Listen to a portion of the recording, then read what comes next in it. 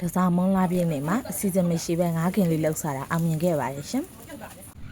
ပထမဆုံးအနေနဲ့ငါးပိုက်ထဲကိုအစာသွတ်ဖို့အတွက်ထောင်းပါမယ်ရှင်ပါဝင်ပစ္စည်းလေးတွေကတော့ဗမာနန်းနဲ့ရှမ်းနန်းနဲ့စပလင်ရဲ့ကြက်သွန်ဖြူရဲ့ဂျင်းနဲ့ငရုတ်သီးစိမ်းရဲ့ကိုရောပြီးထောင်းပါမယ်ရှင်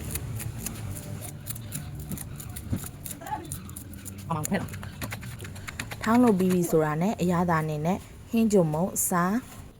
မဆလာငရုတ်ကောင်းကိုထည့်ပါမယ်ရှင်ကြက်သွန်ပြူစီချက်လေးလည်းထည့်ပြီးနေပါမယ်ရှင်အညီနံလေးရောနည်းနည်းပြအောင်တမ်းမြာရီလေးလည်းညစ်ပါမယ်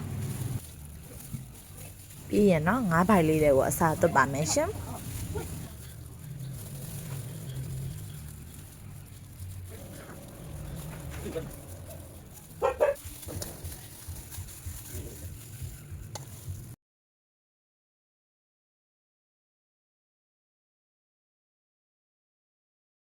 ငပြောရွယ်လေးနဲ့กินပါမယ်ရှင်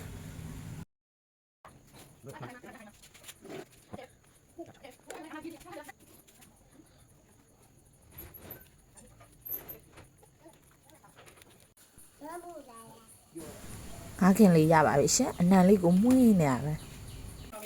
ဆိုင်နေမှာဝဲစားတယ်ငါးခင်အရသာနဲ့တက်ထက်သေးတူညီပါတယ်ရှင်ပထမဆုံးအနေနဲ့ငါးခင်လောက်တာလေးအောင်မြင်သွားပါပြီရှင်အားလုံးကိုကျေးဇူးတင်ပါတယ်